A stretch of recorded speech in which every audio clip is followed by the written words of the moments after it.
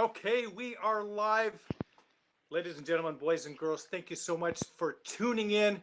Episode 42 with the incredible Jarrod Pope, Gretsch artist. I want to give a shout out to Maurice Johnson and to Nicholas Lucero for their behind the scenes work on the video and the artwork and the posters and things like that.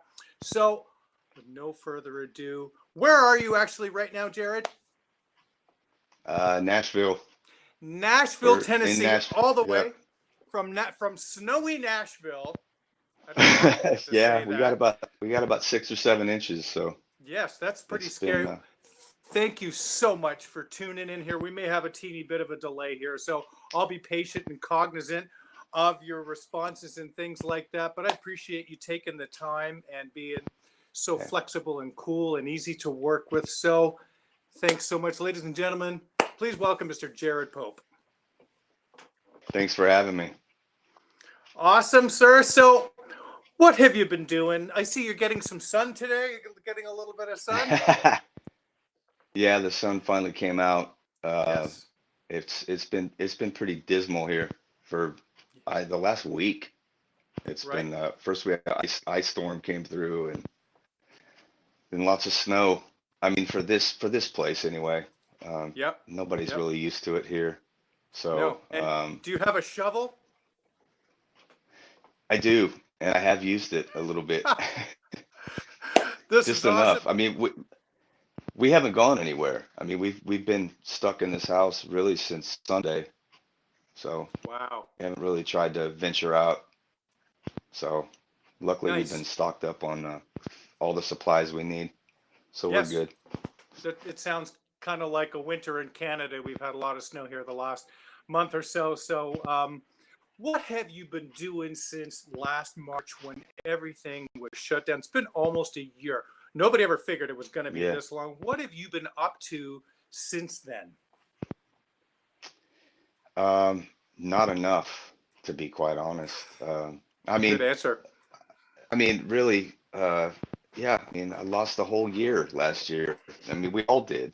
Yeah. Anybody in the industry. And it was really unfortunate because we were set to we had a great tour scheduled, um, going to Europe and everything. It was going to be great, but it didn't happen. So, fortunately, I've been able to finish a record, which actually comes out today, by the way. Yes. So that's been kind of cool. That's been cool. But really, not as much as I wanted to be doing musically, Yeah. unfortunately. But the studio is up and running. My buddy has a great studio, and I've kind of helped him do some things, and we've been doing a lot of just kind of recording, just stuff that we want to do, really. A little bit of Wow. sessions here and there, but having a lot of fun in that respect. I mean, there's been a lot of money invested in some microphones and stuff like that, so Yeah. it's always fun to experiment and just, see what we can pull out. But for the most part, it's been mostly that. I did go through a period where it was, I just wasn't inspired to even practice or anything. It was pretty depressing, Sure. Yeah. looking down the pike at the time. But I pulled myself out of that and just been trying to It's good. keep the chops up, man, because we're not getting any younger, so the chops go a lot quicker, Oh man, you know. I hear you. Who was the tour booked with? The European tour. Who was that with? Tom Keefer, Tom Wow. Keifer. Okay. Yeah, we'd actually released a record in September of 2019, and Okay. as soon as we released it, we did a little bit of touring on it towards the end of the year, and then we did a little tiny bit at the beginning in the winter still of last year before Yeah. everything closed down, and we were getting ready to go out, and we had a big summer package planned as well, um, with some cool acts. It would have been a lot of fun. It was a Live Nation thing, and then we were Oh. going to go to Europe. We were going to go to Europe in the middle of that.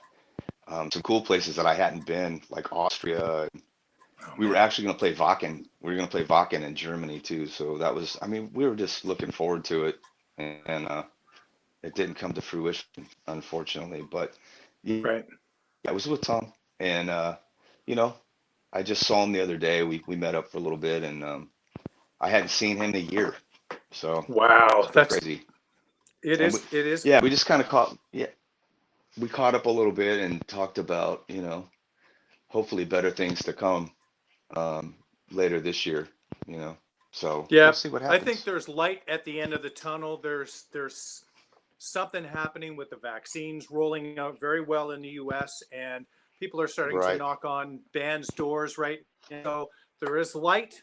And I think if we get through the next 60, 90 days and be healthy and get mindset straight and strong, it'll be, and summer will be upon us, especially in Nashville. I think summer should happen a little earlier than it does here at 90 minutes north of Toronto. So looking for, I hope right. that you come to Canada at some point and play.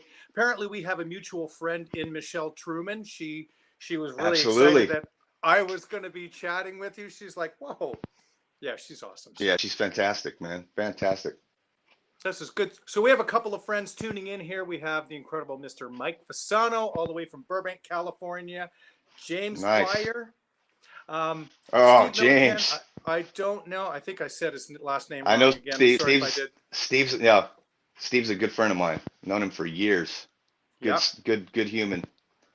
Nice to hear. And Anthony McKelly, great Canadian Gretsch artist from up in my neck of the woods here, and my friend Mike, all the way from Georgia right now. So, well, it sounds like that the year definitely was disappointing, and you are looking ahead at doing some fantastic things. Let's go way back in time. Where are you originally from? You're not a Nashville originally from No, Nashville. I was born and raised in California. I was born in Santa Maria, and I grew up my early years. I grew up on the Central Coast, um, Mm, a little bayside town called Los Osos, and Baywood Park, which is, kind of close to Morro Bay and all that stuff. San Luis Obispo. So that's okay. kind of my old Yeah. stomping grounds. It's a beautiful part of the state, Yeah. no doubt. And then later I moved to the Bay Area for a little stretch, not for very long at all. I was still in high school, so I was living with my dad, and then we moved to the San Joaquin Valley. I lived in Bakersfield for a number of years. Okay. Um, there's a whole history there too. Hmm. And then from there, I moved to LA for a while. Um, moved back to Bakersfield, moved to LA again, and then moved back to Bakersfield. And I ended up here. I ended up here about 8 years ago. It'll be 8 years this year, I think, Thanksgiving. So Wow. it's been a minute. But originally Yes. from California, the Central Coast. I love it. Grew up surfing Yeah. as a kid. I loved it. That's wonderful. When did you first start playing drums? Was it drums first? Was it music first? Was it a combination? Uh, Combination probably. I mean, as far as I can remember, I always had a fascination with music. Um, I mean, I got my first drum set, which was a Muppet drum kit, by the way. Uh, Oh, my that's stepdad, fantastic. yeah, my stepdad, rest in peace. He passed away last year. He kind of facilitated that. He bought me that Muppet kit, and I was 6 years old, and and it, I just kind of knew. I mean, they after beating on pots and pans and the oatmeal containers, they just kind of said, well, let's get him something. So I think most kids will naturally gravitate to something they can beat the hell out of. It's just that the energy. You just want to hit stuff. So. Uh, Yeah, it was drums. I mean, music, and then obviously I couldn't imagine playing anything else. I didn't want to play anything else. Yeah. So Yeah. definitely music was always there. Hmm. And but the drums, I think that was the synergy for me. And that's just I naturally gravitated to that. And Hmm. I'm hoping it was a fit. Oh, See, I'm sure. I'm sure it is. What kind of music was played in the house when you were little? that's a great question. It was a very eclectic mix of music. My parents actually listened to a lot of Motown. Um, so those were some of my earliest influences. And I had a sister that was 6 years older than me, and she started getting into the rock stuff. Um, she brought home Van Halen's first record in 1978, and my life was forever changed. So, but I grew up listening to mostly like Motown and some of the Stack stuff, a lot of Barry White. So, yeah, a lot Wow. of like Ed Green was a big part of my development as a Yeah. child. Ed Green was, I mean, come on, that's I know, Ed right? Green and the Commodores, huge influence. Walter Orange, huge influence. That's right. Um, and then, of course, the rock stuff. Pat Benatar at the time in the late 70s. So Myron Grombacher was a huge influence. Just so many different kinds of music, man. I got to be honest. It kind of ran the gamut. Doobie Brothers, War, just everything, and all the rock you could wrap your head around. UFO. Um, just like I said, I had older sisters, so her friends at the time, it was they would come over and they would always have new records. The first records I bought with my money were Styx Grand Illusion and Foreigner's Double Vision, um, and that was my own. That was my first purchases. But when I got that Muppet kit, kind of going back, my mom and dad were divorced, um, and I just told my dad I wanted a Kiss record. I didn't really know. I mean, I didn't have any idea of the chronological order. I remember seeing the first album, which I didn't know was the first album at the time, in Mm. Licorice Pizza. I don't know if people remember those places where you actually would buy LPs, like Music Land and Sam Goody and stuff like that. There was a store called Licorice Pizza, and I remember being 6 years old, 5 or 6 years old, being in that store with my sister at the mall, and I saw the Kiss record, and I saw their faces, and I was like terrified, but Yeah. curious at the same time. There's like I saw the record over there in the aisle, and I'd get a little closer, and then I'd run away, and then finally, the next thing I know, I'm holding it and I'm looking at it. So I told my dad. Long story short, I told my dad I want this record for Christmas. So I got the Muppet kit, and my dad, what a great human. He bought me Kisses Hotter Than Hell. So that was my first Wow. Kiss record, Hotter Than Hell.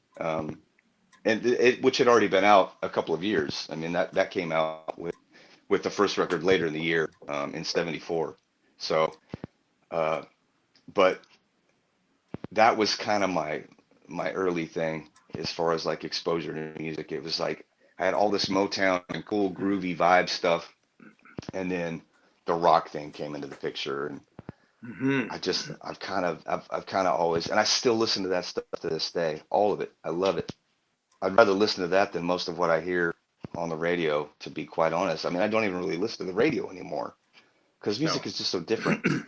It's just so different the way it's made and everything else. I Right. guess I'm stuck in the '70s, man. Nothing wrong with I that. There love was it. great variety of music. I mean, like from, as you said, from all the Motown stuff and then the rock stuff.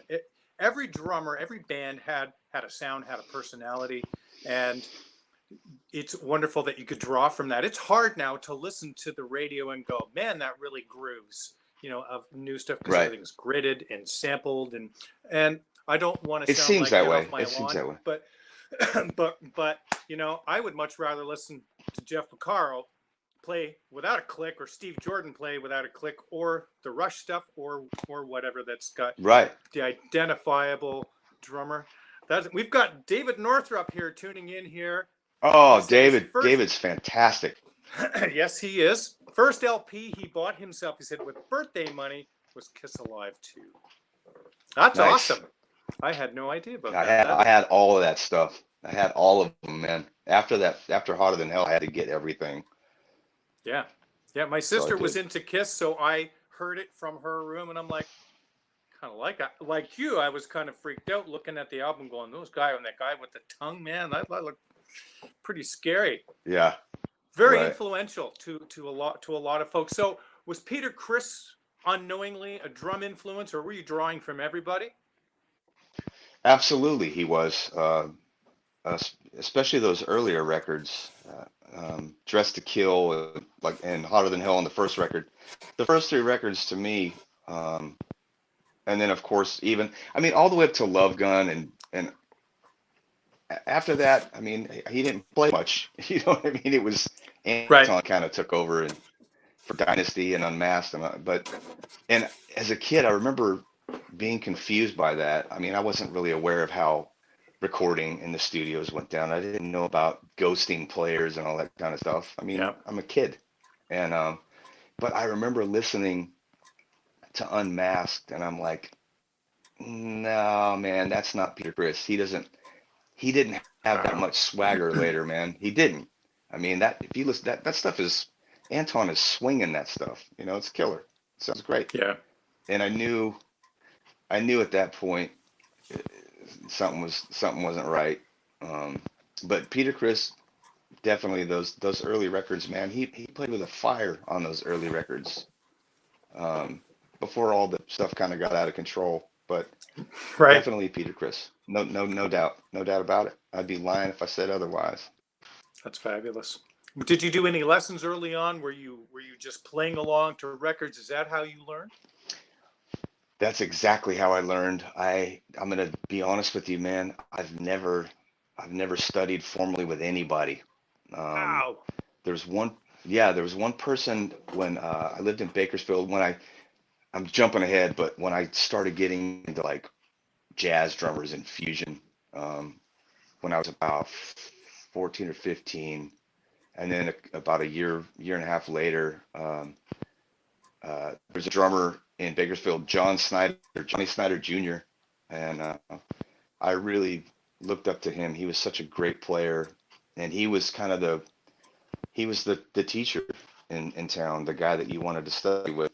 And I ended up, I'm jumping ahead, but I ended up taking his place in a couple of bands that I absolutely wanted to play in. So it ended up, we got together several times for lessons, and we just ended up becoming buddies, man, and just like doing a lot more jamming than anything else. It was more kind of a, not that I didn't have anything to learn. There was plenty to learn. It kind of just turned into more of just like a hang, you know. But I Nice. never studied with anybody. I never really studied pedagogy or any of that kind of stuff, you know. I kind of did it on my own later. Um, a friend of mine taught me how to read, showed me basic things, and then I just got books and I just kind of did it myself and went nuts with it, you know. Yeah, But that's incredible because my lessons were records, albums, that's amazing. you know, and we of course we didn't have YouTube and all that stuff growing up, so drummers today, musicians in general, everything is just right at your fingertips. I mean, you can see how things are stickings and all that kind of stuff. Where we had to figure that out on a turntable and slow it down, and you know, so it Yeah. was a lot different. But that was those were my lessons, to be honest. I mean, and hundreds of drummers. You know, I couldn't even list them all. That's phenomenal. I swear in a way, I think it was better in our day because you really had to dig for it, you really had to want it, and you really had to work in order. And if you heard something and you figured it out, you figured it out by the sound because we couldn't see drummers back unless you were in concert or your eyes were peeled Right, to the video. But then you couldn't, right. you couldn't see it anyway. So it was using your ears and then trying to match what they were doing. So the imagination was perhaps um, ignited a little bit more doing it that way. But man, you've got such like really nice facility. I've watched lots of videos of you. So you learned the hand technique thing that Thank way, you. and Yeah, I watched players, man, and I tried to emulate, you know, uh, mm, monkey see, monkey do, right. literally. I mean, I would watch guys play whenever I had a chance, and I would just think about hand technique and stuff like that. And I feel like I've kind of refined it over the years. I've gotten a little. I felt like when I was younger, um, the traditional grip, it got a little erratic. You know, it was my own kind of a it was kind of my own hybrid. You know, it just what felt comfortable to me, but it wasn't like Stuart Copeland where it's just one finger over the stick at the top. But Wow. Yeah. these two fingers had a tendency to shoot out and do kinds of weird stuff. So I probably wasted a lot of motion and energy earlier on, but it worked. But I've kind of got Regardless, that under control, I think. the grip looks wicked. And even no matter, even if you just sit there and you hold the stick that way, Jojo Mayer says it makes it look like you know what you're doing. Right. Exactly, right. Wow, That's the myth. We're all trying to fool everybody. And now I see Jojo But, playing match grip most of the time. I'm like, man, why did I do that? So yeah. I play traditional grip probably 99% of the time, but sometimes I'll play match grip.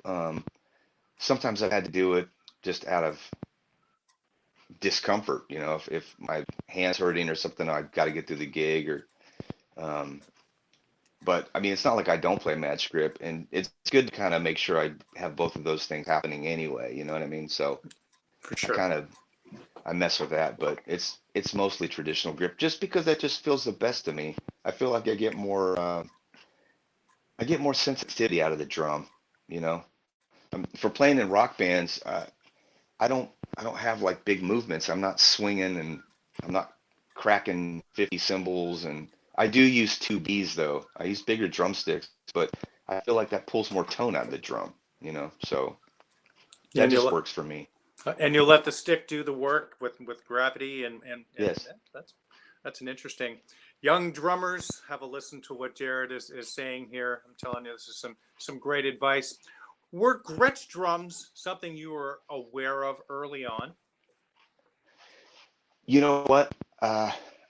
Not when I was super, super young, just because we didn't have the kind of advertising and things like that. I mean, I think my first exposure would have probably been like maybe Pearl or something, because that's what Peter Criss played, but as I got a little bit older, I was fascinated with catalogs, and of course the Gretsch catalog they had the ginormous kit set up, and then of course the Tony Williams with Yeah. the yellow kit. Um, and I really became aware of Gretsch drums when I was in high school. Um, Another guy that was in the jazz band, um, he had one of Tommy Breckline's Gretsch kits, Oh, man. Yeah, and he still has it, as far as I know. Last time I saw him, he still had it. And I just always loved the sound of that drum kit, and his drums always sounded so amazing. Um, and and those were the shorter stack toms with the offset lugs too. He had like, I think it was 6, 8, 10, 12, and then 14, 16 floor toms. And he had a 24-inch kick, 14 by 20, and it looked so big with those small stack toms. right. But that kit it still sounds, the last time I played it, unbelievable. And that was like, I knew there was something there, and I was playing a Yamaha recording custom at the time. And I just always loved the sound of his kit. So that was like my first real exposure to them. And I was pretty hooked. And his dad actually played drums now that I'm remembering. And I think he had a couple of 50s Gretsch, like round badge kits in the garage, that one of them was like in cases stacked away, and they never really played them. But I wonder if he still has those kits, man. I wouldn't know. I'd have to ask him. And find out his address, please. Exactly, right? Yeah, I think one of them was like a 54 or 56 or something like that. Very special. Lots of very special mojo and vibe in those 50s drums, those 3-ply drums. Right. Yeah. That's incredible. So was there a moment when you were young that you knew that this is what you wanted to do, or was it something that you just assumed you kind of always had want to be a drummer? Quick story. Yeah. Let's go back to the Muppet kit, Christmas morning, and Kiss Hotter Than Hell. And I put the record, my stepdad had the most amazing setup in the 70s. He had like the old Sony receiver that was tubed. It was the tubes, and a bunch of Marantz speakers, the old 70s Marantz stuff. Yeah. And so it shook the whole entire house. I mean, we had a pretty big house, and he had speakers set up all over the place. He had a 3-car garage that was converted, and I remember having my drums out there, and I'm climbing up on a crate to put the record on. And um, so the first riff I hear is Got to Choose. Um, that riff today gives me chills. I'm putting it on. And I run back to the kit, and I'm just kind of beating the hell out of it. I don't know what I'm doing. Um, and then Parasite comes on the next track, and I'm doing the same thing, just beating the crap out of him. And the song actually comes to an end, and I ended right with the song. I'm just hitting stuff, and I stopped with it, and immediately I'm like, hands above my head with the stick. I'm like, this is it. This is what I'm doing. That's it. There's no turning back. For a 6-year-old, I didn't want to be a fireman, a policeman, or I didn't want to do anything else but hit drums and somehow make a living doing that. I just knew that that's what I was going to do, and it's been a nonstop pursuit. The dream is still, it's always there, but that was it. 6 years old, hooked, done. There's no That's looking back. incredible at such a young age. Yeah. That's so rare. In all of the guests I've spoken to, it's never been that young that I can recall. Perhaps it was maybe a little bit later. That's unbelievable. What were some of your Yeah. early playing with people experiences like, early band experiences? Let me see. I'd say the first kind of jamming with other people, I was probably 9, 10, 11. There was in Los Osos, I remember it's a smaller town. It's like a beachside community of like, and I remember, I don't know if I was on my bike cruising around, going down a street, probably, and I want to say it was Ninth Street. I don't know how I'm remembering this stuff, but, and I hear some drums coming out of a garage, and I stop, and it's that wonderment of being a kid, and like, you're kind of shy, and you want to connect, and I walk over, and the garage door's open, and there's this redheaded kid who's bigger than me, and he's beating the crap out of these drums, and we start talking, and one thing leads to another, and he lets me play his kit. He normally doesn't let any of the kids in the neighborhood play his kit, and we ended up becoming fast friends. I mean, we were buddies growing up. His name was Mike Anderson, and it's just so crazy to think about that. He had an older brother that plays bass, still plays bass to this day,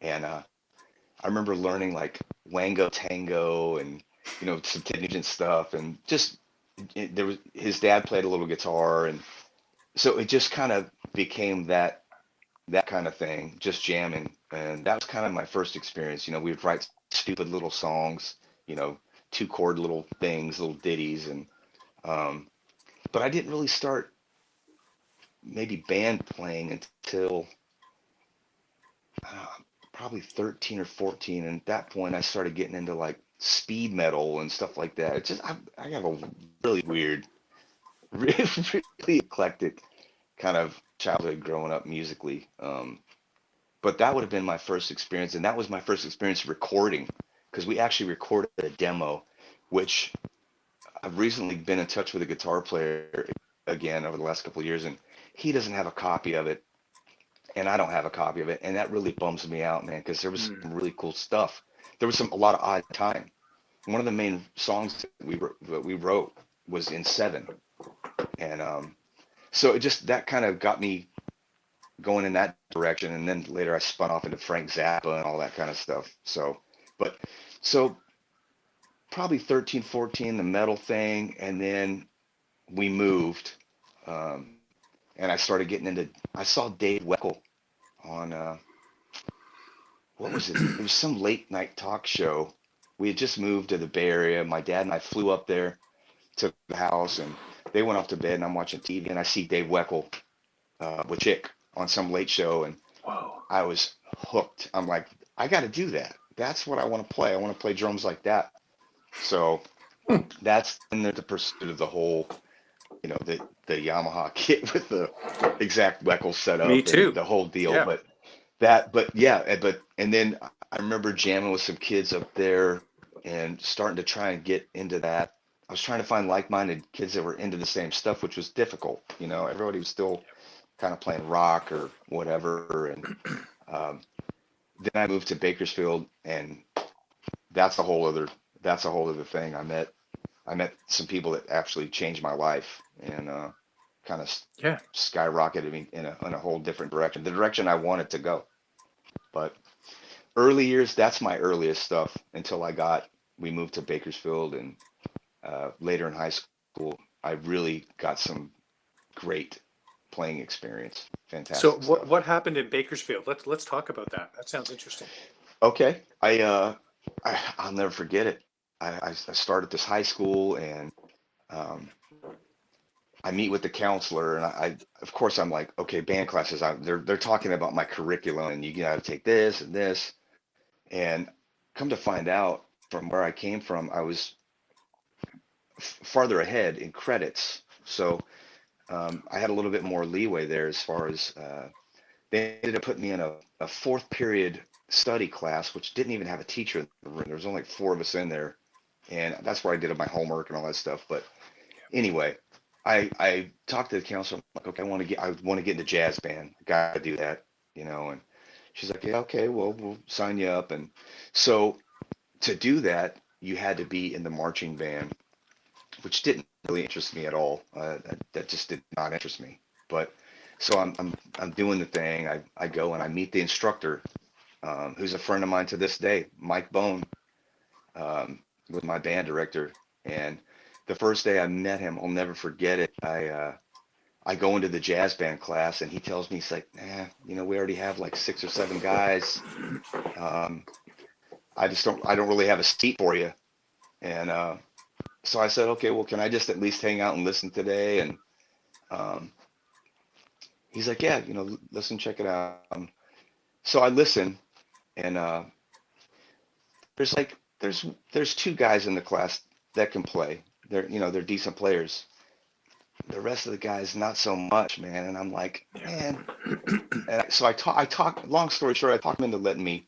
I said, let me play a couple charts. You know what I mean? Just let me play a couple things. Give me like a funk chart and a straight ahead chart, and so he does, and I proceed to play the hell out of it, because I'm going for it. This is it. I got to get in this jazz band. And as soon as I'm done playing, he comes up, he's like, welcome aboard. Um, and this leads to him calling the professor at Cal State, Dr. Doug Davis, who is one of the most amazing human beings on the planet, period. He calls him and tells him, you got to come listen to this kid play. And so Doug comes down and does kind of a directing thing, where he's kind of doing his thing and directing the class and giving feedback and stuff like that. And that ends up leading to me playing with the collegiate jazz band, because they didn't have any drummers out there. So yeah, so I started rehearsing with the collegiate jazz band, and they just didn't have any drummers out there. So Mike Bone reaching out to Doug Davis, Doug Davis plugging me in to the right people, which eventually led me to meet a sax player named Paul Perez, who played with Tower of Power, and he's played with Smokey Robinson. I mean, the guy has a killer resume, fantastic player. He was in the fusion band Sneakers, and which became, when they added horns, a band called Ain't No Thing, and they did a Tower of Power review, like 60s review, and all that stuff. And that's the band that my buddy Johnny Snyder Jr. played in. And so I would watch them play, and I'm just like, oh my gosh, I got to play this. This is the band I want to play in. And ultimately, Johnny ended up going on the road with a bigger act and touring. So he was going to be gone. And I'll never forget, I came home from school one day, and this is before, we didn't have cell phones or any of that stuff. And we had an answer machine, and there was a message from Paul Perez on my machine. And I remember calling him back, and he basically offered me the chair to Sneakers and Ain't No Thing. And I pretty much dropped the phone and flipped out. And everything my 16-year-old self could do, you know. Wow. Yeah, that was, and they were doing some original stuff, but they were also doing all Chick Corea stuff and like really, you know, all the fusion stuff of the day. John Schofield and the players in that band were so fantastic. Um, that it changed my life, completely changed my life. So I mean, Paul Perez, a keyboard player, Jaime Sevilla, who lives in China now. He teaches in China. Um, it's just Tim Cartwright was the guitar player, and he was the closest thing to Alan Holdsworth that I had ever seen. I mean, he was just amazing. He passed away years ago, unfortunately, but just that whole band, it just changed me completely. And it was that connection. My band teacher got hold of the professor, and it just kind of plugged me in. I was ready, you know. I was just I all I did was practice.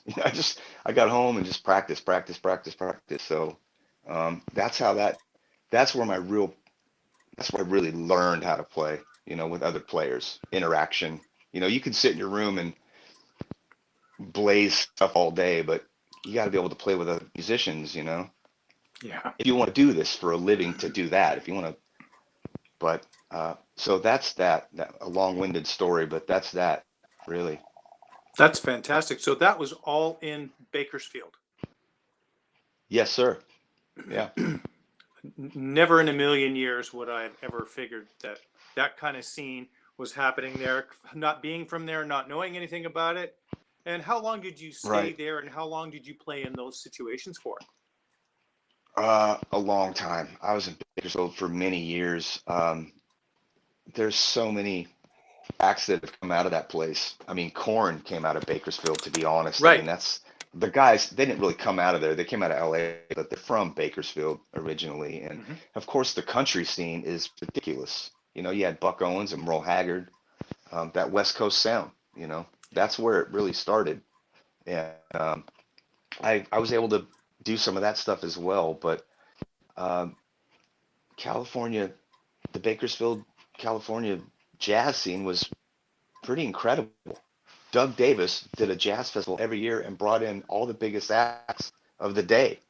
And I probably played at 15 or 16 of those things over the years. It started in 86, I think. And then I think I remember I played like 87, 88, 89. I mean, mostly all the way through the 90s. Um, and opening up for everybody you could think of, from Yellow Jackets, Tribal Tech, whatever. I mean, Hmm. so you know, you're getting lessons right there too, you know. But yeah, the Yeah. jazz scene is, I don't know about so much now. Everything has so much changed, and I haven't been there in years. But um, the jazz scene is actually pretty incredible. Some great players came out of there, and are still there. Some great bands, That's fantastic. I have fantastic stuff. absolutely no idea. So what happened after you left Bakersfield? What was the next thing for you and why did you leave there?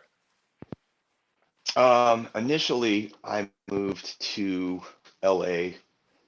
Uh, just I wanted to try something different. Um, Yeah. and a girl that I was dating at the time, she was from LA, so we moved down there, um, and I had some great experiences down there too. I played with some cool rock bands down there as well, and I ended up getting into like a funk soul band. I was the only white guy in the band, and just really cool stuff. They had a development deal with Capitol Records, and we did some really cool shows. Um, and at the time in my 20s, I'm thinking, this is great. I love LA. It's where I want to be. The Okay. fast paced thing, it was right up my alley, but um, it wasn't. And I ended up going back to Bakersfield and kind of getting more involved in some of the music projects that I'd left off when I left. Um, and then, I mean, I ended up leaving again, but for some reason, it always felt like I would come back, you know, to Hmm. Bakersfield, because of, I mean, for me, it was those musical connections I had too, you know. And that was just something that kind of shaped everything. Still to this day, I mean, I wouldn't trade those years for anything. You know, Bakersfield gets a bad rap. You know, it's the armpit of California or whatever. It's not the greatest place to live, and the air quality sucks. And Oh, sure, it is all those things. But you know, I have a lot of friends there too. You know, there's a lot of great memories there as well. So that's unbelievable. So what guides you? I want to ask you this. What guides you as far as what the next step of your career is? Like what are some of the things that you look for? Is it a financial, or is it a marriage of that plus some creativeness, and or maybe just an artistic restlessness on your part? I think I think all the above. I mean, early on in my career, the money was terrible. You know, I wasn't. It was not great. So, and thankfully, I learned to be a little bit more business savvy as I got older, and Hmm. I learned, you know, hey, this isn't right. This is not legit.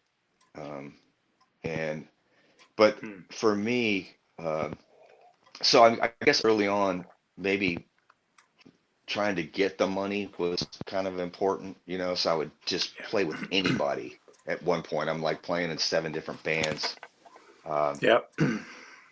which is great for your musicality, but I still wasn't really making hardly any money. And I think um, it wasn't until later on where I started getting some legit gigs that started paying a lot better.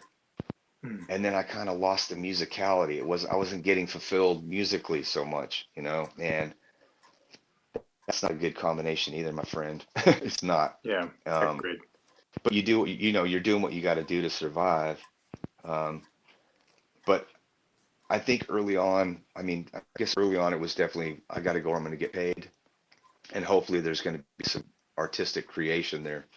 And then when that wasn't panning out a bunch, the artistic side, I just realized I needed to do something different. So I just started branching out and putting myself out in you know, like unfamiliar situations. And I ended up getting this gig. It was a country gig, country rock thing, and that's where I first met Damon Johnson because he was in the band. It was a Okay. band called Whiskey Falls, and great band, phenomenal players. Uh, and I was kind of the hired gun. It was 4 guys, and I was the hired musician. They didn't have a drummer, um, and that was kind of my first taste of like getting salaried. You know, I was on a salary. I got paid every Nice. week, and whether we played or Nice. not. So that was great. But uh, that it wasn't. I mean, it was great. It was fun. We toured all over the place. Went to Europe. We went to Japan. Hmm. We did some really cool things. But it just kind of ran its course. You know, it was a band that I felt like it was a great band. The harmonies were fantastic. There was great arrangements of the songs, but they weren't playing. Like a couple of guys were out of L.A. and then Damon being in Birmingham and Buck Johnson was in that band as well. And I think he had moved to Nashville at that time, but he was also an Alabama boy. And they were just trying to do things their way, and they weren't really playing the Nashville game. I think is kind of the gist I got. I didn't really get Yeah. too much into it because I was just a paid guy, but Hmm. that's kind of what I saw happening. And I think Nashville just kind of spit them out a little bit. They didn't want to deal with somebody that wasn't going to play the Nashville game. And I got to respect that. I mean, everybody's gone on to do other things. I mean, obviously, Damon went back to playing with Alice Cooper, and that led to Thin Lizzy and Black Star Riders, and now it's Damon Johnson and the Get Ready, you know, which is something that Damon and I had always talked about doing. We always wanted to play in a rock band together because we would be at sound check for Whiskey Falls playing like Van Halen. You know, we're playing like Out of Love and stuff like that, and it was we just look each other and be like, why don't we do this at some point? And when I finally moved to Nashville, Damon moved here, and everything just kind of lined up, and it just kind of worked out that way, you know. Hmm. But getting back to that question. I'm sorry I get long-winded, but This is great. it No, this is wonderful. that's really what it's been for me, man. It's been a lot of like the quest for more knowledge and a lot of luck in a lot of ways too, man. I was in the right place a few times that it really mattered. You know, there's no like formula for it. You know, there's no formula. I mean, you you know, you got to be ready for it, but at the same time, you know, there's a lot of guys I know that are fantastic players, but they're plagued by their own existence, really. You know what I mean? Oh, They're not, you know, you just it's basically whatever you want to do. I mean, and what you're willing to deal with when you get there, and even to get there. I mean, we all went through eating top ramen and all that kind of stuff, and uh, barely being able to pay the bills. But uh, I always opted out when I felt like the the artistic side was being compromised. You know what I mean? And I mean that mm, honestly. I mean that's really what it is, and still to this day. Um, I really only do what I want to do now. And I know that sounds kind of, I don't know, maybe that's sounds negative, but it's not. I mean, I've done so many other things that were so unfulfilling, and I got to the yeah. point where I was like, why am I doing this? It's not making me happy. No. So I just stopped doing the stuff I didn't want to do, and that was the best thing I could have done. You know, I'd Yeah. rather go get a 9 to 5 job than go take gigs that make me feel Suck. like I'm. Yeah, I feel like a little Yeah. piece of my soul flies away every time I play these gigs. And so that was it for me, you know. And it's not like it's what I'm doing is better than what those guys are doing. It's just a personal thing, you know what I mean? And we that's why Baskin Robbins has 31 flavors. We don't all like the same stuff, you know what I mean? And that's okay. You know, I use that term all the time, you know. But for me, I feel like I'm in a great place right now where artistically I'm playing everything that I want to play. You know what I mean? And there's still more things that I want to do, and I'm kind of working on that right now, which is cool. Some cool things have come down the way recently, um, Great. and but that's it for me, man. It has been early on. It was I got to make money. I got to pay my bills. Yeah. Then when you get a little bit more established, it's more like you can be a little bit more selective, you know, and I think that's healthy. I really do. I think that's healthy to be in that position to uh to be able to do that, you know. It's a natural And it's not evolution like I'm because make you don't need those $100 gigs or whatever. You don't need to do those in no. your. I know they're soul sucking. Those kinds of things can be really hard. I've left a few bands over the years where, and I was happy. And better things came along that suited my situation better. That's really Right. terrific Right. advice. We had, man, a lot of great comments. My friend Bruce Campbell wrote, "Luck can get you in the door, but talent keeps you there, and certainly more than talent, but Oh yeah. and certainly more than luck." But it's true though that then, and Tim Smallwood Roberts. Do you know Tim here? Who's that? His name is I Tim missed it. Smallwood Roberts. Great interview, Jarred. Thanks for being so candid. Miss jamming with you and Damon. Oh wow. Wow. Yeah. Yep, That's he's a singer, I believe, I think. fantastic. Let's switch Yeah, gears a man. little bit. Let's talk about your Gretsch drums. What Gretsch drums do you own? What do you have? Fill us all in. This is the Gretsch Afternoon Drum Break. We want to talk some Gretsch Oh drums. yeah.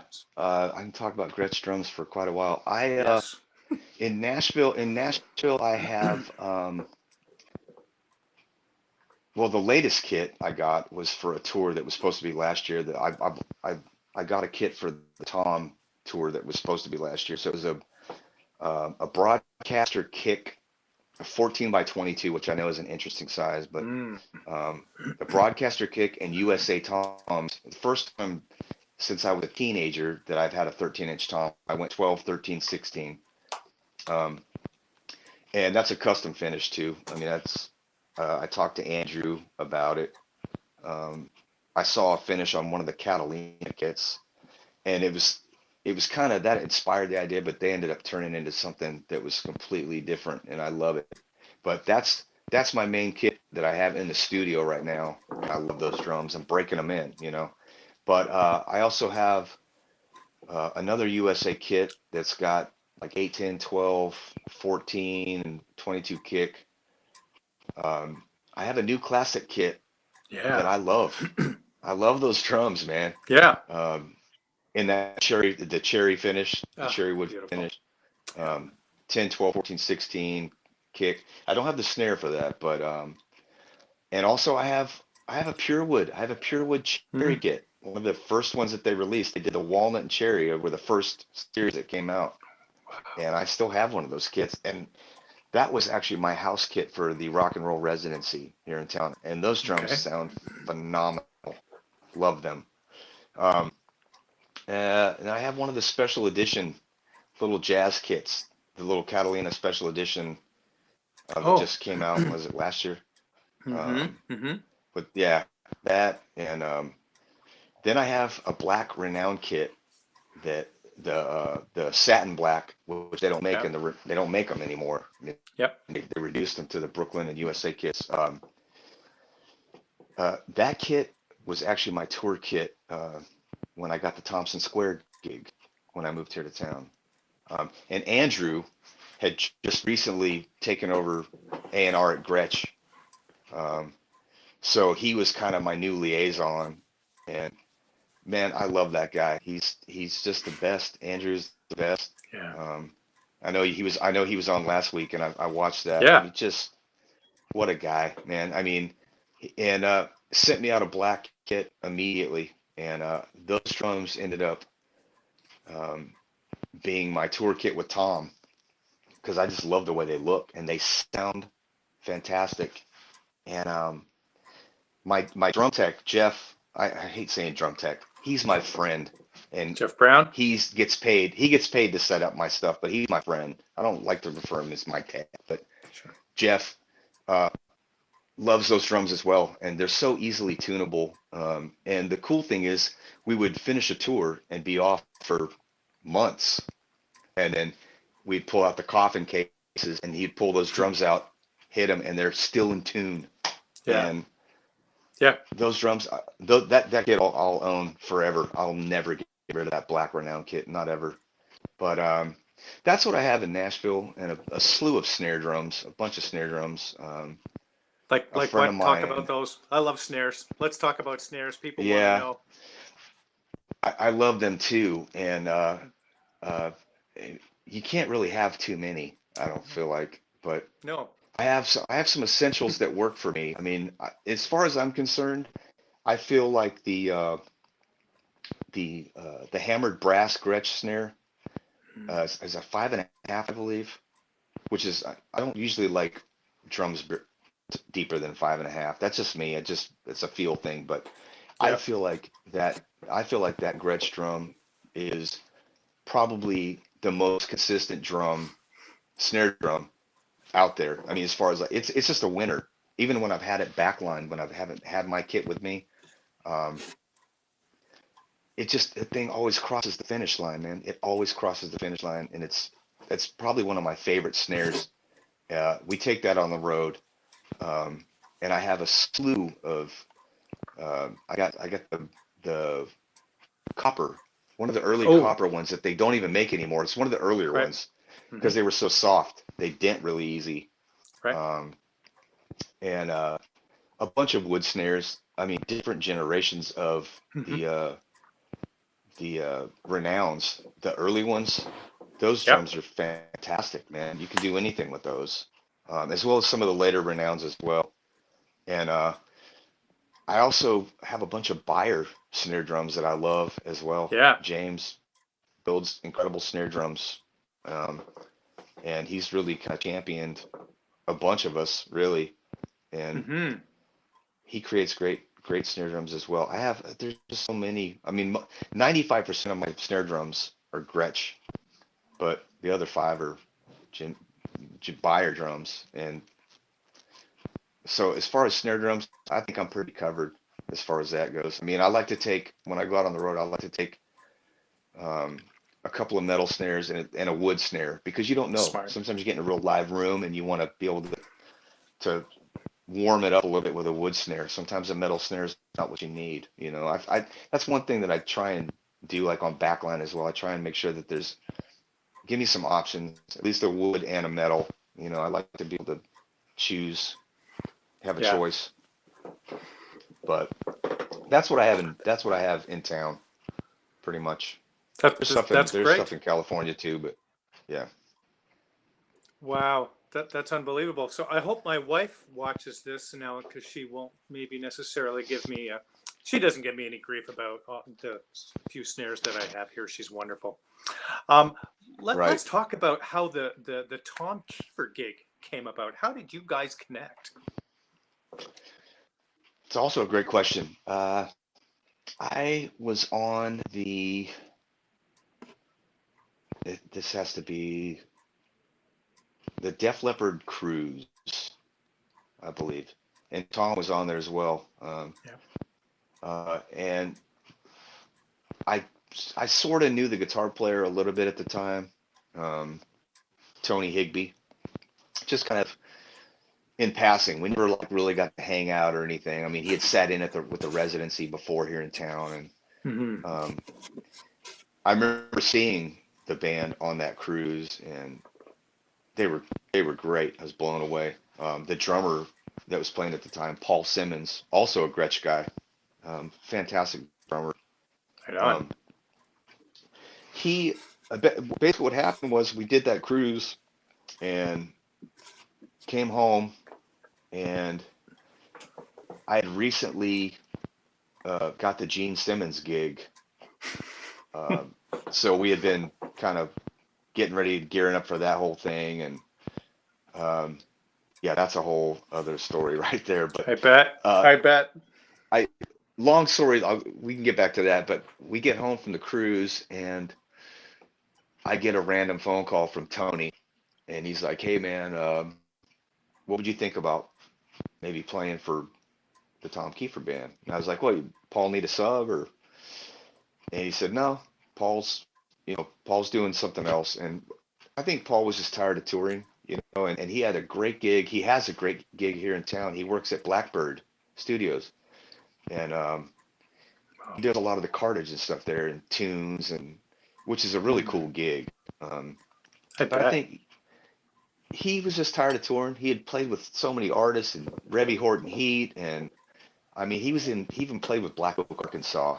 So I mean, Wow. he's got a pretty great resume. But I think he was just tired, man. And so I was like, yeah, I mean, sure, I'll do that. I mean, because I'm thinking, we're gonna write music and probably do records and stuff like that, which has come to fruition. But Sure. um, so I'm kind of in the middle of this Gene Simmons thing, and my 5-year-old, 6-year-old self is high-fiving me like, you got the Gene Simmons gig. I never in a million years would have dreamed that. Um, and I know that I only got that gig is because my dear friend Christopher Williams was not available, because he's perfect for all that Kiss stuff, man. He's such a great player. But anyway, uh, so immediately I'm like, yeah, that sounds great. So what am I do? And Tony's like, I'm going to send you some songs. And Tony sent me the live arrangements so I could get the endings and the segues and all this kind of stuff. Beautiful. He kind of was throwing me a bone. He said that, I know there's going to be other guys auditioning. And I'm like, all right. And so long story short, we go to SIR and I audition. Tom comes in and he's super nice. I mean, just a great human. And we play, and I know the endings and the retards on the endings and stuff like that. So I did my homework, and I felt like I played well. And then there was another guy that was after me, so like I had to leave and go home. And so I'm at home drinking wine or whatever, waiting to hear the results. And uh, I finally get a call at like 11 o'clock that night, and they're all gathered around. They're like, hey, we got some bad news for you. And I'm like, oh man. Uh, And they're like, well, you're stuck with us. You got the gig. So, that's um, brilliant. and that's kind of how that happened. And I mean, in hindsight, I didn't. I didn't handle the Gene Simmons thing properly. And I mean, that's since been water under the bridge, but I got to play a couple shows with Gene, and that was a life-changing event for me. But that's how the Tom thing happened, and it's uh, it's been a ride for sure, man. Tom's an incredible musician. That band is great. That band is full of Hmm. just fantastic players, and it's great, man. I can't think of anything wrong with that gig. I love it.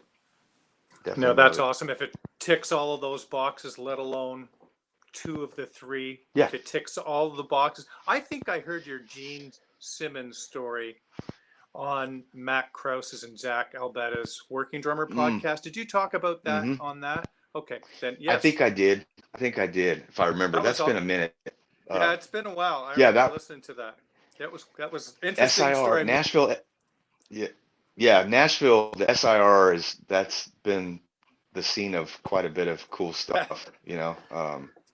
Yeah, meeting him the first time, he just came strutting in. Like we were just supposed to rehearse as a band, and Ryan, who kind of facilitated this whole thing, Ryan Cook, he uh he let us all know. He's like, hey man, Gene's going to be stopping by, just to kind of fill everybody out. And oh, sunlight came in.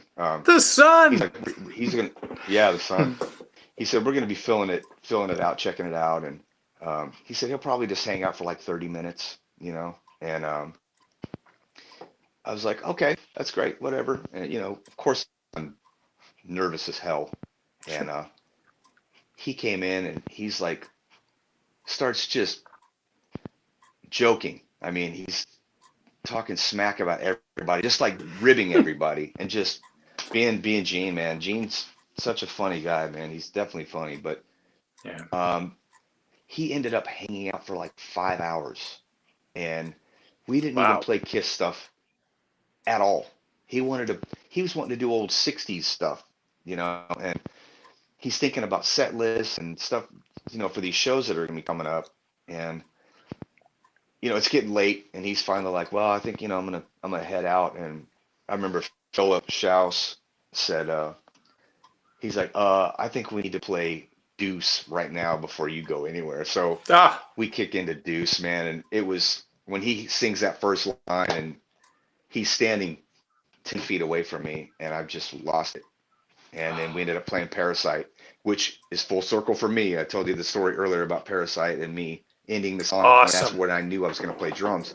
So it was a full circle moment, man. I mean, you can't write that, it was pretty amazing, and I'm very thankful for the time that I had with those guys. But I knew the Tom thing was going to be more my speed as far as I want to write. I want to be involved in creating songs and a record, which we did. We went on to do that Hmm. with Tom, and so that's kind of how that all happened. And then That's there's been amazing. there's been Damon Johnson the whole Hmm. time in the mix as Hmm. well. So I think between the two of those, between Tom and Damon, I can stay pretty busy because I know Damon's working his butt off right now, trying to get this record. Uh, he's doing a lot of promotion for it, and Yeah. I think outdoor festivals and things are going to be the way of the warrior, as it were. I think that's what Yeah. we're looking at That is initially unbelievable. before we can get. Into some theaters and things like that, right? What is the rock and roll residency? I don't know what that is. Some of our viewers may not know, some Canadians here. What is that? The rock and roll residency is one of the coolest things I've ever done in my entire life, hands down. Um, and that's what led to the Gene Simmons thing too, is being a part of that. Um, it initially started with Philip Schaus, guitar player, and Jeremy Asbrock. They kind of something happened. Jeremy wasn't be busy. Some things fell through, and he's like called Phil and he said, "Hey, let's do like some kind of a residency." And they got together with my pal Chuck Garrick, who plays bass for Alice Cooper. Um, and the first original drummer for the residency was David Parks, who's played with a bunch of people too. He's a big guy here in Nashville. He does the Nashville Drummers Jam thing and all that stuff too. Okay. Cool guy, great player. Um, But I guess he could only do the first two of them. It was only supposed to be in April of 2014, every Tuesday night. So it was like 4 nights. Um, and David did the first two. I went and checked it out. Chuck called me and said, "Hey man, you got to come check this thing out. I don't think David's going to be able to continue playing. I'd like to plug you in." And this is before I even played with anybody in Nashville. I just Wow. moved here, so I didn't even have a gig. I was just practicing a lot, and so I went down, checked it out, and I was like, "This is great." I mean, they're playing deep stuff, stuff that you don't really hear. Um, it's all the stuff that people want to play, but they don't play because they don't think anybody wants to hear that. Yeah. That's what they were doing, and I loved it. And Chuck asked, he said, "Would you be interested in it?" And I said, "Absolutely." And so he had Philip call me, and we ended up having a conversation. And then it's like everything was cool. I had a list of songs, and we met for a rehearsal. Everything gelled, and I thought it was just going to be a couple more, Tuesdays. And Mm-hmm, it mm-hmm. just, well, they want us to stay on for another month, and then it just snowballed. And then 5 years later, that thing turned out to be one of the greatest things that this town's ever seen, as far as like for a rock thing anyway. Um, and we had so many different guests coming down. You never knew who was going to come sit in. John Corabi, you know, I got to play with a couple of the Deep Purple guys. We played some Deep Purple Wow. stuff, and Rob Zander came down and sat in with Dax. And I mean, you just never knew who was going to be here. I mean, Kip Winger, who's a brilliant musician. Um, just guest after guest after guest after guest. Alice Cooper came and did what was supposed to be a secret show, but then it wasn't. It was one of those things where it was when Motley and him were touring that final tour, and after the show, he came over and his whole band, and they did a set of music, and talk about cool. I mean, it's just of course, and Chuck plugged that all in, and Chuck eventually had to get out of the residency because he was busy with touring schedules with Alice. And we've had Eric Brittingham from Cinderella playing bass, and uh, ultimately Judd Fuller ended up taking over bass duties. And Judd's a great player. That whole band is just so much fun. I mean, we do stuff that we want to do, and that's it. And it's 2 sets. We play 2 sets, so we're not killing ourselves. And but I mean, we retired that thing. Um, and now it's just kind of select gigs here and there we'll do, because it was always free, and we just packed the place out. And um, but it paid well. I mean, it was one of those things that was like Sure. we built that thing, you know what I mean? Out of those two guys' vision, really, Philip and Jeremy. And I think it's something that you know I think it's something that'll be talked about for a long time. I'm hoping that we can do more stuff once all this crap goes, and we can get back to some normalcy. I think that'll come back as people are going to really want to see some live music. And I think people will be just so enthused about seeing live musicians and appreciate it more instead of saying, yeah, I'll check you out. I think people are actually going to come out, that. Yeah, I mean, you know, everybody's hopeful right now. I just talked to a friend of mine the other day. We texted back and forth, and he said he's going to be pretty busy this year. I mean, so far on the books, which Right. is more than I can say for anybody else I know, or me for that matter. I mean, it's all speculation, but he feels pretty confident that he's going to be busy. And I said, that's great. I couldn't be happier for him, and I hope more people will follow suit, and we Yeah. can get back to that, because I think people are ready for it. You know what I mean? It's this is just it's been bizarre. That's the only word I can really think of right now. It's just been bizarre. It Uh, really is. Let's talk about Nick yeah. Raskulenitz. Is that how you say his last Oh, name? I know him Rascalinux. Yeah. from the Rush camp. I'm a big Neil fan. In fact, you can see a little Neil Peart up there in the corner, Oh yeah. being a Oh yeah. fellow Canadian. What did you do? Yeah. How do you know Nick? Let's talk about that. I met him. I met him through Damon. Um, Mm. uh, we did an EP a few years ago called Echo. Damon Johnson. And it was a 5-song thing, and that was my first exposure to Nick, really, man. I came in, it was at his older studio in Nashville, out by Dark Horse Studios. It was connected. It's all the same. And we got in a big room, not big, I say big, it wasn't big, it's high ceilings, but we got in the room and Nick would stand there, man. He had like a music stand and he had like a drumstick and he would, you know, he was kind of directing us like the mad scientist, you know, the mad conductor. And we'd play through an arrangement. He'd be like, "Oh, wait, stop. Let's try this." And just, and it was one of those things, you got to go in with an open mind, man. I mean, it's Nick Raskolinix. I mean, it's not just some guy that's just trying to tell you Yep. how to play. This guy hears Yep. stuff and he hears arrangements, and it's pretty incredible to witness it. And that first EP, we went through like, you know, we literally we're dissecting songs and I'm charting stuff out because I got to keep up with it. And you know, Damon would do some stems, he'd record some stems, the guitar track, and then we go back and track drums to it, and Nick would be in there, and I would be crushing the drums. You know what I mean? I felt like I just nailed a take, and I'd finish, and he's like, "That was pretty good." he's, he's like, "That was pretty good," and I'm like, "What do you mean pretty good?" I mean, but I mean, he's pulling performances out of you, Yes. and that's what he does, man. That's in a nutshell.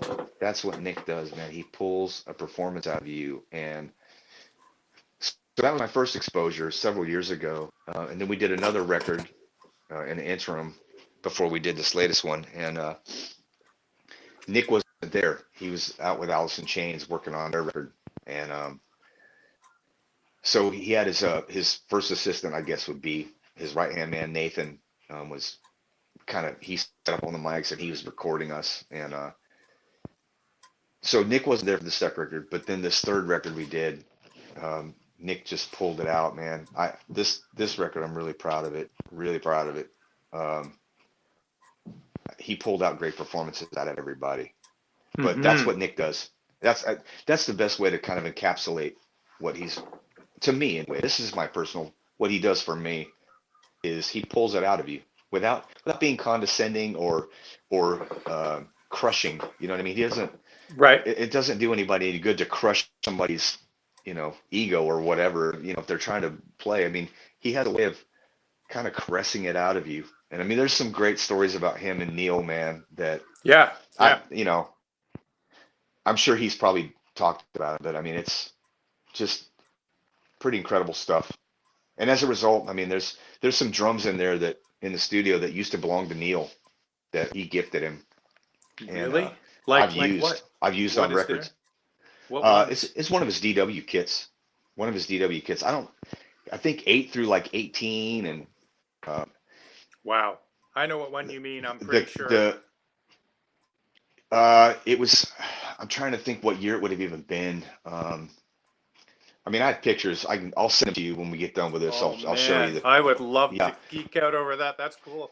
Yeah, no, Nick has some really cool stuff, and actually the kick drum that I ended up using is a 24-inch Slingerland that was used on Queens of the Stone Age record that Dave Grohl played on, and Dave, it's been on some Foo Fighters stuff as well. That kick drum, I mean, you've heard it. I sent you the record. That's that kick That's drum. crazy. It was a mix of that stuff. I mean, Nick's got some really cool stuff, but that's what he does, man. I mean, he's a great producer, man. It's a great hang. It's always a great hang with him. And you walk out of the studio completely zapped, like you're done. You're spent.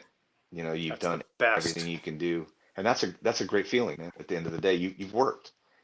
You know, Jeff it's not Brown digging is ditches, tuning but in it here. feels like it. Oh, Jeff. I agree.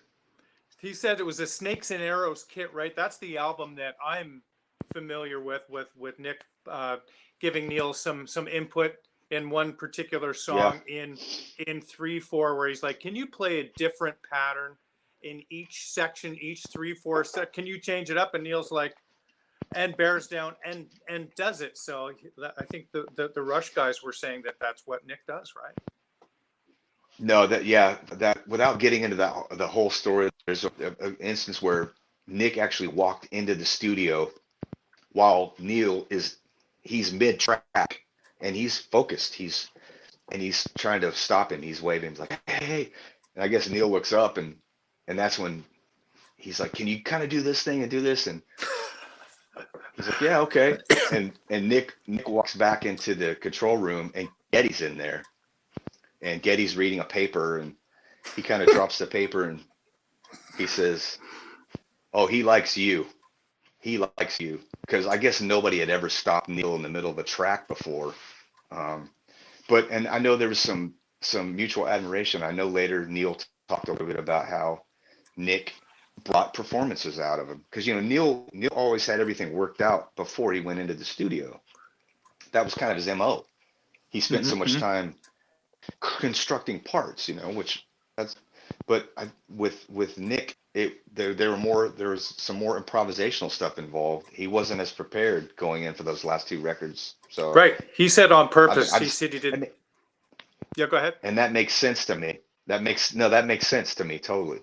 Having worked with Nick, that absolutely makes sense. And Nick's just such a great guy, man. So that is great. Fabulous. Didn't he have a nickname for Nick? Didn't he call him Boosh? Yes. Because he would sing drum parts. Yeah. Boosh, boosh. So that's what they ended up calling him. Yeah. I recall that being tossed through the air. Definitely. Yeah. So he challenged you, would you say, when you were recording this latest record? Do you think? No question. No question. You? No question. No question about it, man. He brought the performances out, man, for me. And look, this record is this is not a drummy record with a bunch of fills and all that kind of stuff, because that's not what this music is about, man. It's about tones and pocket and putting things in the right spot, and that's what I love about this stuff. And the same thing with Tom. Tom is the same way. That record is, by all accounts, I mean, it's more reserved as far as there's not a lot of motion going on, because the songs are kind of constructed already and built so well. And making that record was a lot of fun too. We did that in a small room, all of us gathered around, and we would play through it and record it. And it was basically Tom was trying to get drum and bass tracks, mainly drum tracks, and we would play through it, and then we would stop and we just all kind of bow our heads and we're listening. We'd listen to the track and talk about it, and we knew when we had it, because Tom's like, I think that's it. And it was a very relaxed way to do a record. I mean, it was a lot of fun, because I don't know about you, but I found for me over the years, most of the records that I've done, recordings, it's always, we got to get you in. We got to get your tracks cut, man, because we got to get, and it's like time. I'm tracking, I'm cutting records in hours, you know what I mean? And it's then I'm 3 months later, I'm like, hey, so what's going on with the tracks? Oh, we're doing some overdubs, and it's like, oh, great. I'm glad I could get that done for you in 24 hours. You know what I mean? I'm glad I could get that done in one session. So this record was not that way. Damon's wasn't that way either. We had plenty of time to, Damon sent me, demos, so I could kind of wrap my head around it. But I knew it was very loose interpretations, because I knew Nick was gonna turn it inside out. And surprisingly, though, he didn't really do that with this latest record, because Damon came in with some arrangements that were just killer. They were already there. So his input as far as that on this latest record, I felt, was a little bit less, but he did some cool sonic things and some cool post things that I think were pretty cool. But what an experience, man. Yeah, I mean, nothing but good to say about Nick. I bet. What advice would you give a young drummer, let's say 16, 17, sees you at a show, meets you and says, I want to do what you do for a living. What is it that I need to do? What are some of the advice, the things that you would tell that person to be prepared? Listen to a lot of stuff. I mean, it's really important to kind of equip yourself with realizing that there's more than one style of music out there. A lot of people get hung up on It's good. one thing. I mean, I was even guilty of that at some points in my life. I mean, I just focused so much on, oh, all I got to listen to is Vinny. That's all I'm going to listen to. And I'm trying to get as much bootleg stuff as I can. And Yeah. I'm going to see him in LA every chance I get. And I'm trying to emulate that. And no one's ever going to emulate Vinny. It's impossible. But uh, listening as much as possible. I mean, approaching music that way, like you always got to be a musician first, drummer second, you know, Oh, musician first, guitar second. You know what I mean? Always pay attention to what's going around. But, you know, to be honest, the pursuit of music is, it's only gotten more difficult as we've gotten older. I always felt like I was born at the completely wrong time. me and you Um, both. I Yep. just, I just had this conversation the other day, man. I feel like you know, if I had a choice, if I could change things, I mean, I would have loved to have been a touring recording musician in the 70s. Um, Yep. because that's the decade for me that's just the most powerful and important to me. For it just is. Everything that I listen to and everything I draw from the 70s just kind of encapsulates it for me. But I would tell somebody, first of all, you know, um, it's not going to be easy. You know,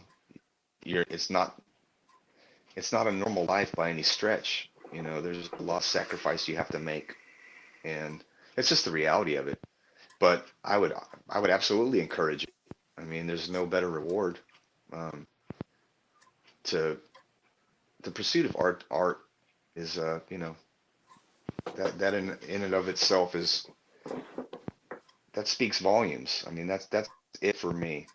Just the it's the freedom to be able to create.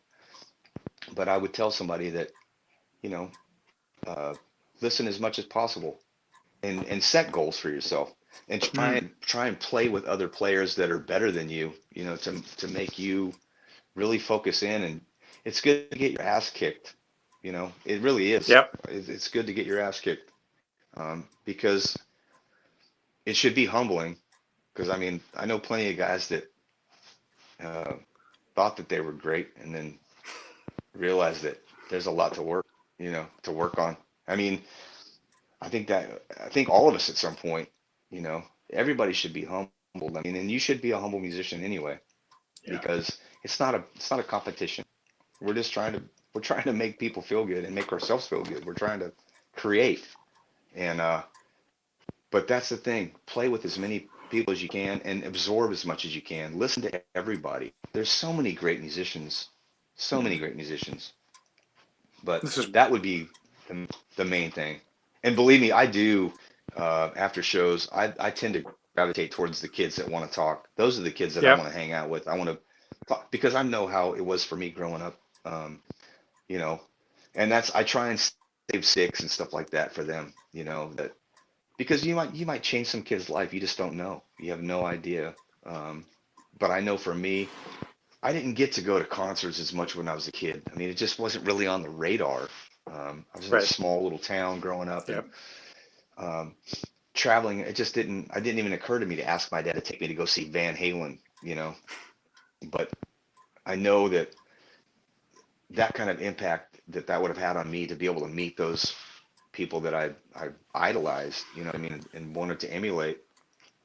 It's really important. So I try and make that a big part of what's happening after shows. And we've had some really cool hangs afterwards by the bus or whatever, you know, some families will come out with kids and that's who I gravitate towards, you know, That's the before I want to best. talk to Yeah. the drunk guy that's, you know, spitting all over you or whatever, you know. Look, I appreciate them too, but I mean, I definitely would I'd rather have a conversation with a kid and hopefully inspire them to go do something, you know. That is fun. That's Man, me. what wonderful insights and your story thus far. It's fascinating. It's certainly a whole lot broader than even I do research on all the guests, but I don't want to go too far in because I want some surprises. I want something Right. for me to be surprised and delighted. And so far in 42 episodes, it's been that way. Unbelievable. What Cool, man. how long have you been a Gretsch artist? How did it happen? And what does it mean to you? Oh, okay. Okay, let me see if I can get all this out in one blurb here. I've been a Gretsch artist since '07. Yeah, '07. Um, Wow. and yeah, a couple of my friends that I grew up with later in life. One of them went on to work for Command, and he was really instrumental in getting me on board with everything that's going on. And his name is Mark Morales, and his brother Neil. His brother Neil and I were fast friends, man. We grew up thick as thieves. Um, Hmm. and those two guys are a huge part of my existence, and to this day. Um, and Neil, especially, I mean, he really hipped me to different Gretsch things, and he's just always the guy tunes a drum better than anybody I know. Just one of those guys. He's kind of like a soothsayer. But his brother Wow. Mark, his older brother Mark, really helped steer me in the direction of Gretsch and helped facilitate that, getting on board. And I'm thankful every day about that.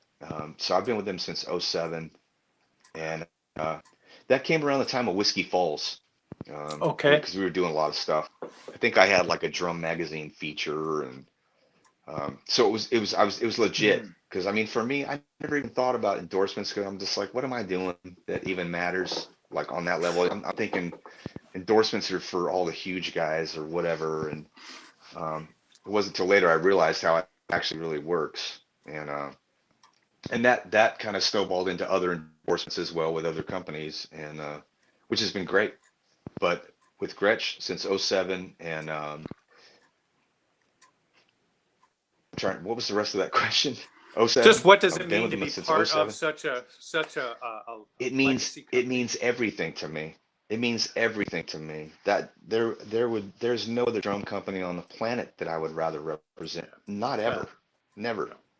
Uh, there's just something. It goes back to my buddy that I was telling you about in high school, playing his Hmm. Gretsch kit. It was a USA kit. It was a drop G badge, 81. and those drums are. It's just it's one of those things. I can admit it now. I mean, at the time I had a Yamaha kit, and I thought that was it. But I loved his drums better than mine. You know what I mean? I loved them so much more. And but no, it's actually to be a part of the Gretsch family is a privilege. You know what I mean? It's an absolute privilege that I do not take for granted ever. There's my buddy Brian right there. That's who I'm talking about. I'm talking Hey, about his Brian. kit. Talking about your drum Um, kit. We'd love to see pictures. What yeah, color is that kit? it's the it's what do they call that? The he might have it. He could type it in. It's like the walnut. It's the orangish The walnut. It rosewood? not so much the it's not the deep it's not that deep red color. Okay. It's more of a, and they're old too, man. They're like, yeah, early '80s. Uh, Wonderful. but that kid is unbelievable. But to be a part of that family is it's a privilege, man. And I always use the term that it's incredible to be a part of such a musical lore, and that's what it is to Mm. me. Gretsch is is musical lore. I mean, there's no better drum as far as I'm concerned. Period. And I've played a That's lot of them. And that doesn't mean I don't like other drums, but Gretsch for me is just it feels like home. You know, it's the it sound just feels in like our home. head, right? It's the sound that we Yeah. hear. Like And you, I I mean, bought a and recording. that's the truth. I had a That's the truth. recording That's custom absolutely kit. the truth. Remember playing them out at a gig and playing. I'm like, I've got my brand new Dave Weckl recording kit. This would have been 1990. Went around the toms and they were just gone because they were pinstripes and birch heads. And Oh, I, they recorded extremely well, of course, but right. I didn't really take them out a whole, and I traded them for a Rosewood Yeah. Gretsch kit. I traded them straight up. I think I just I You're have not the that sound first kit. person. You're not the first It was person to have done popular. that. I'm absolutely certain. Yeah, yeah, that's No. fantastic. And so, um, anything? Is there any other artists? Any other memorable venues, gigs, anything that you'd like to talk about? Anything that's Oh, there's some of your plenty of favorite artists. places? Oh, oh yeah. Let's have one Oh, more. I think right now I'm on this Jacob Collier kick. I have been for years, but lately, I mean that is one of the most amazing musicians of our time, no doubt about it. I can't even imagine mastering that many instruments and being that good. That's just it's so far out there, and I love everything that he's doing. And I'll go down the YouTube rabbit hole, man, because I'll find different arrangements that he does of his songs that I already love, and each one's like a Christmas gift. You know what I mean? It's like he's doing this, and it's only a minute and a half, and he's playing on piano, and it's just like, yeah, Jacob Collier is He's wonderful. that just amazing, absolutely amazing, absolutely amazing. Um, as far as venues, Hmm. you know, I think my favorite venue, and this is probably going to be for a lot of other people as well, is Red Rocks, no I doubt. figured you were gonna say that. That Yeah, that looks so amazing. man, there's something magical about that place. Just even before they turn the PA on, when you're just sound checking, you're just out Wow. there checking your drums and just that natural amphitheater. It's just buttery. It's unbelievable. It's a perfect combination for a Gretsch kit. No kidding. Oh, Red Rocks hand down. buttery. Yeah, red. That's Yeah. wonderful. Do you have anything on the book at all for 2021? Is there anything that you're looking forward to? You know what? I'm looking forward to getting out and doing some shows to back this record that just got released Yeah. today, the Damon Johnson record, man. I'm really looking forward to that because I know I think that's a little bit more feasible right now as far as the short term. Um, and hopefully Tom will get to work a little bit later after that. Yeah. I have some cool stuff that I'm doing with a guitar player here in town. Fantastic guitar player, and he's doing kind of his own thing where he's redoing arrangements of like some Zappa stuff, which is going to be a lot of fun, and then some other some other old '70s type hits and some, you know, it's just it's a chance to get in the studio and just create, Yeah. and it's a chance to be challenged too because the Zappa stuff is not easy by any stretch. So it'll be good to Yes. kick my ass a little bit.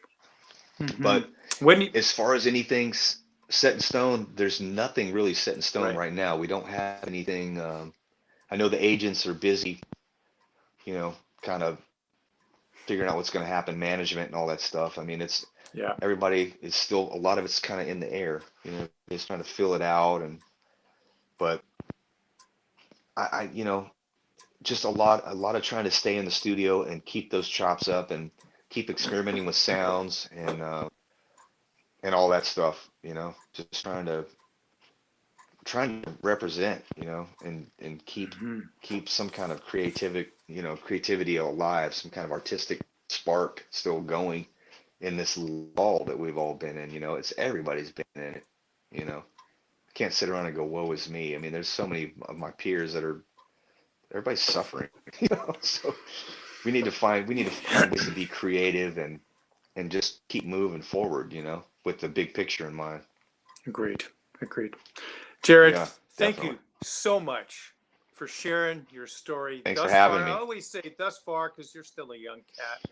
And man, I look forward to following your career. I look forward to hopefully meeting you in person. It'd be fun to watch you play. And Absolutely. I appreciate your time. Thank you so much. You take care, everyone. Stay tuned next week for episode 44.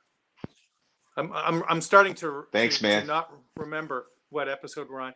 Everybody, take care, Jared. All the best to you, my friend, and we'll see you soon. Thank you. Bye bye. Bye.